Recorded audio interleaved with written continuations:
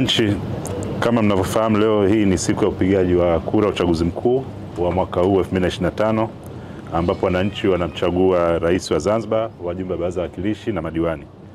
Tume ya uchaguzi wa Zanzibar baada ya kutembelea vituo mbalimbali imeridhika na hali ya zoezi la upigaji kura kama linavyoendelea katika vituo vyote, ambapo vituo vyote vimefunguliwa saa 1 kamili asubuhi kama inavyoelekezwa na sheria, na watendaji wa vituo walifika kwa wakati na walianza kutekeleza majukumu yao.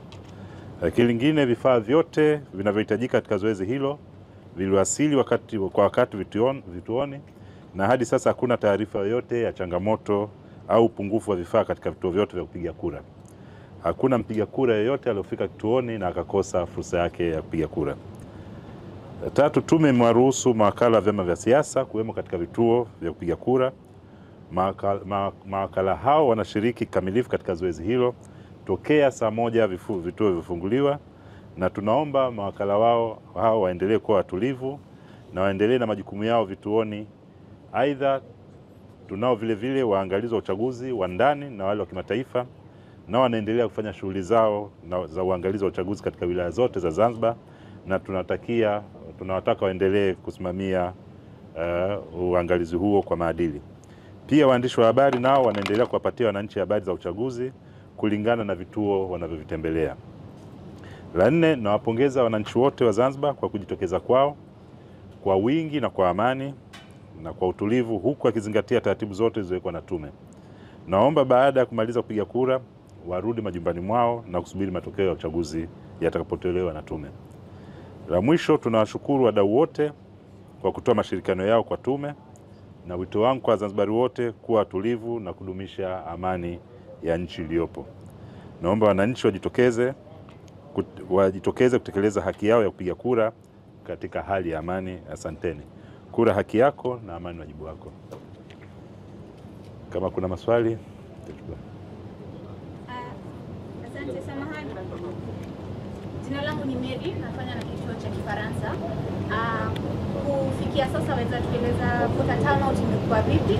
Swali la pili, imekuwa katika vituo fulani ambapo agents wa ACT walikuwa nje wakisema kwamba hawajaruhusiwa kwenda ndani, na mmoja alikuwa na kibali na hakuruhusiwa kuingia katika stesheni, akisema kwamba kwa stesheni wakala wao ni mmoja na wale wa CCM walikuwa karibu wawili. Kitu gani hicho? Ilikuwa kituo mbili ya Malindi, okay. Ni polisi na ingine Bendela. Okay, yeah. Asante. Kwa voter turnout data mpaka sasa hivi bado hatujawa nazo, kwa sababu ile huwezi kujua mpaka kura zitakapohesabiwa, lakini kwa muonekano tu watu wengi wamejitokeza katika vituo ambavyo tumepata nafasi ya kuvitembelea. Tumeona idadi nzuri za wapiga kura, wengi wakiwa wakina mama na vijana, na ni zoezi ambalo linaendelea kwa utulivu na linaridhisha. Issue ya mawakala wote wamepata fursa. Zipo kesi ndogo ndogo kama hizo, kwa sababu na sisi tulipokea taarifa ya wakala mmoja, hicho kituo tunachosema ni Bwawani. Kuna wakala ambaye alikuwa amefika na barua ambayo amepewa na msimamizi wa uchaguzi wa wilaya, lakini kufika pale hawakumpokea. Lakini issue ile tulishughulikia, nilikwenda mimi mwenyewe na nilikutana na wakala na alipata fursa kuendelea na shughuli zake. Na kituo hicho nilikuta kuna wakala mwingine ambao ni mawakala anakuwepo wakala, lakini anakuwepo mwingine wa akiba kama ikitokea tatizo lolote. Kuna wakala ambao alitolewa nje kutokana na kutofuata taratibu katika kituo. Sasa wakala mwingine wa akiba walimzuia, lakini ilifika vile tuweza kusuluhisha na tuliweza kuwakumbusha tu maafisa wetu haki za mawakala. Kwa hiyo hatujapokea tatizo lolote au changamoto yoyote mawakala zaidi ya hiyo. Katika kutembea baadhi ya vituo, kuna baadhi ya wapiga kura wanalalamika kwamba majina yao hawajaona katika vituo vyao vya kupigia kura. Lakini vile natamani kufahamu zoezi hili la upigaji kura linaisha saa ngapi? Nianze la mwisho, zoezi la upigaji kura linaisha saa 10 kamili za jioni. Aidha, hiyo ya wapiga kura kutojiona katika daftari, sijapokea kesi hizo, lakini si tulitoa daftari kwa siku 7 kwenye vituo ili watu waende kuangalia majina yao, na yote ambao wataona kwamba jina lake halipo ajue hatua gani achukue, kwa sababu sisi tuna mfumo tofauti ya kuangalia. Kuna hilo katika daftari, lakini kuna namba ya simu ambayo unaweza kaiweka, ambayo ni *152 *00 alama reli, ambayo inakupa information zako zote. Lakini la tatu, leo tumeweka maafisa wetu wa IT kwenye vituo vyote. Pale ambapo utaona jina lako halipo kwenye daftari, ukienda kwake yeye anacho kishukwambi. Akiingiza namba zako, taarifa zako zinapatikana na unaambiwa ni chumba namba ngapi uende ukapige kura.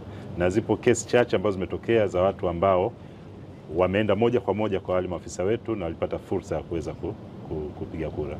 Lakini sisi hatujapata malalamiko yoyote ya mtu ambaye anasema kwamba ameandikishwa lakini ameenda kwenye daftari tujamuona. Sababu tungepata malalamiko hayo tungeelekeza nini.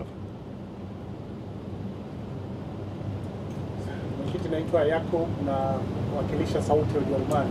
Nauliza, kawaida uchaguzi yoyote inakuwa na dosari. Ndio. Umegundua dosari gani mpaka sasa?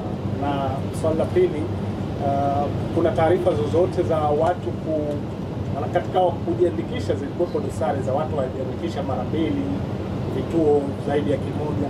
Je, katika upigaji wa kura hakuna dosari za kupiga kura mara mbili? La kwanza, huwezi kujiandikisha mara mbili, unajiandikisha mara moja. Ukienda tena kujiandikisha kwa ID yako hiyo hiyo, mfumo utakukataa. Kwa hiyo inakuwa ni mara moja tu. Kupiga kura mara mbili, tumepokea baadhi ya malalamiko kwamba kuna baadhi ya vituo watendaji wanatoa kura zaidi ya moja, lakini malalamiko ambayo hayana uthibitisho, hayajathibitishwa. Ila kwa kuwa kuna mawakala kwenye kila kituo kwa kila chama, mwisho kabisa wakati wa kufunga kituo kuna fomu ambazo zinatolewa kwa mawakala. Kama kuna matatizo yote katika vituo, huo ndio unakuwa fursa ya wakala kuweza kueleza nini amekiona katika kituo kile. Lakini kwa sasa hivi zinakuwa ni habari tu ambazo wewe mwenyewe huwezi kuthibitisha kwa sababu unakuwa haupo, na katika mchakato wa kiuchaguzi mengi yanazungumzwa.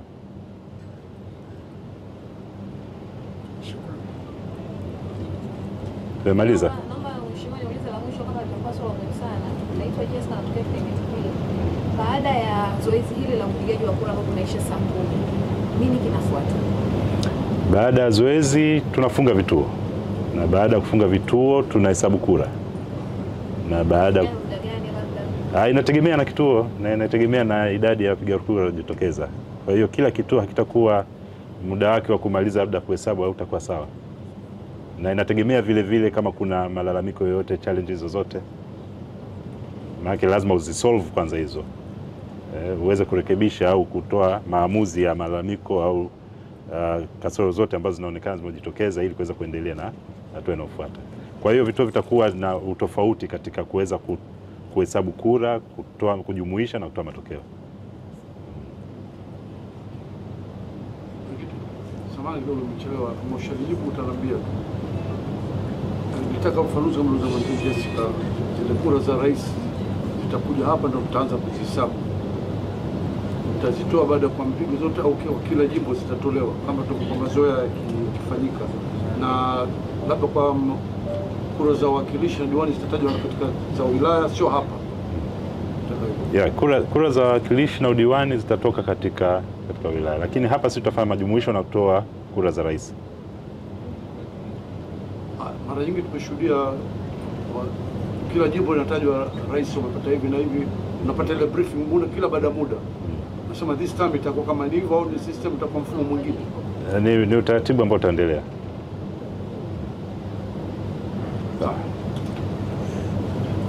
Kwa hiyo tumemaliza Basi asanteni. Tutawaita muda mwingine ambapo kama tutakuwa